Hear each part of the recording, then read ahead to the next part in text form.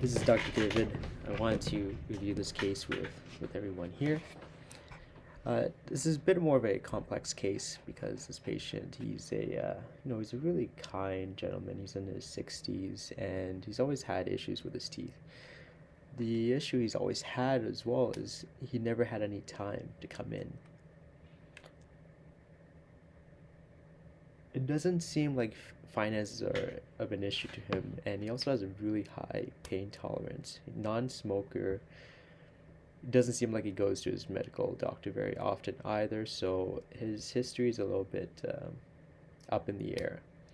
But as far as we can tell, when we check his blood pressure, it seemed normal. He doesn't have a history of having any issues with clotting or any bleeding issues, and we always encourage them to go see their family doctor as well. So getting into the case, the main constraints he has is time. He also doesn't want to go without a tooth in the front. And from this Panorex, you can already see that he has had 4 implants placed, multiple root canals, multiple fillings, and very few crowns.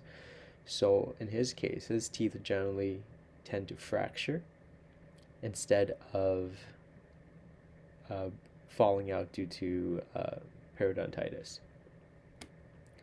Even on the Panorex, you can start to see there are some suspicious areas of radiolucencies, and most of them are asymptomatic, if not all of them, and he's never had an issue.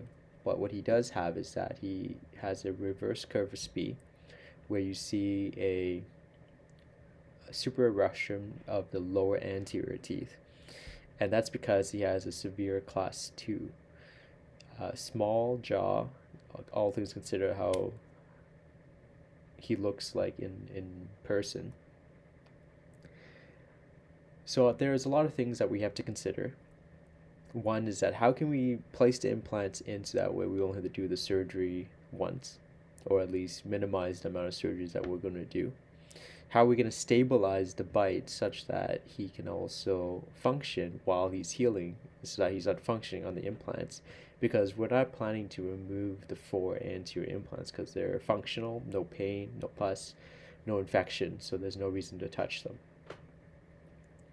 So looking at it, I started to plan this based on, okay, where is his main issue, and how can I stabilize the bite during his 4 or 5 months of healing, and do we need to do sinus lifting?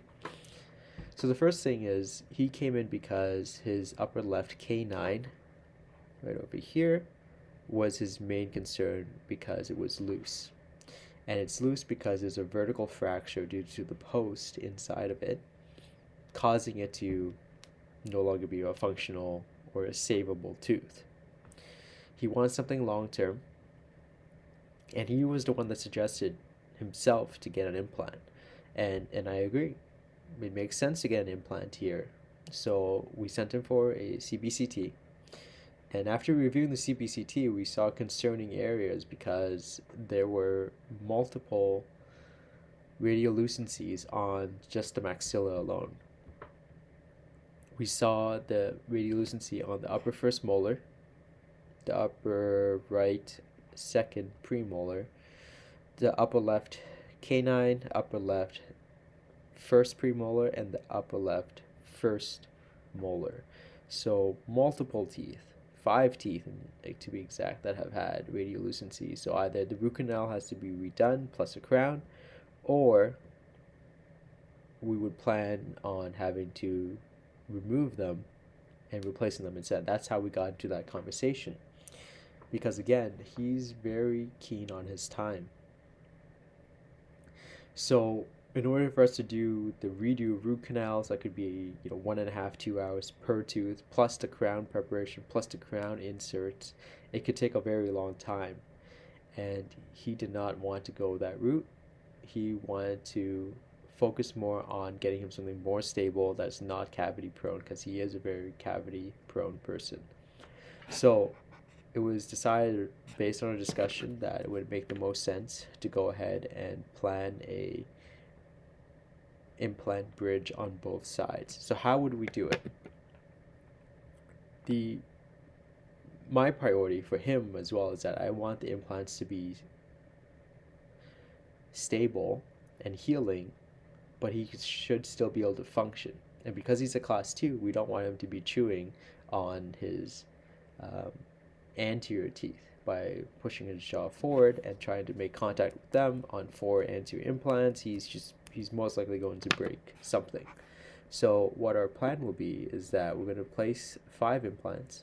So 1, 2, 3, 4, 5. And this is stage 1. We're also going to put a temporary tooth only on the upper left canine, because that's, according to him, is that he doesn't want to go without a front tooth there.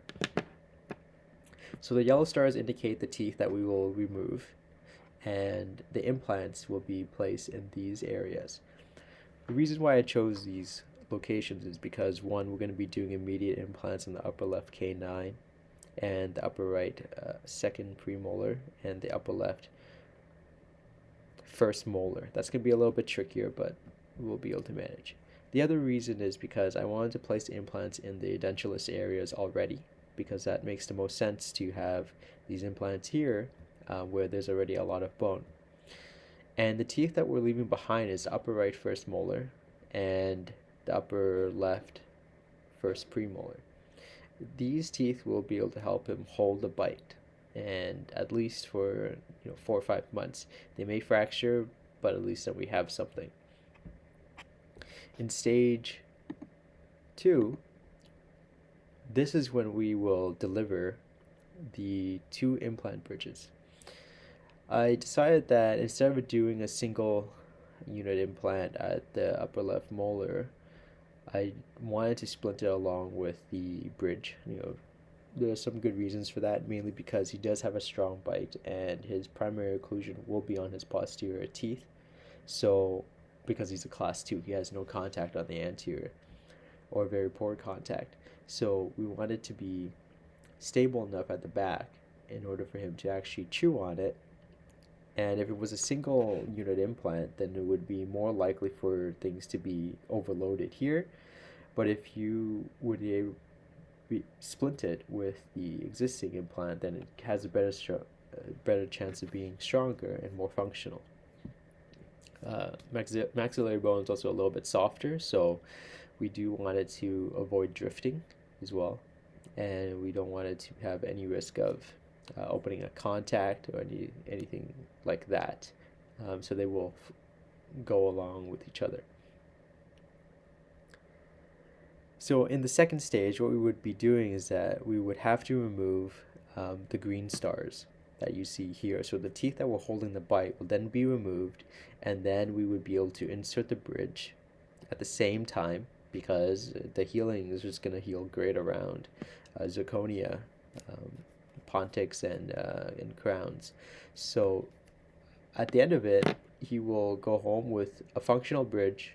He'll heal underneath the bridges, and maybe just 1 or 2 week follow-up, and he'd be done on the maxillary arch.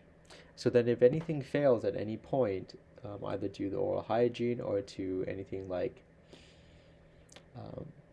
lack of care, then you would be able to take it apart, and without taking the whole thing apart.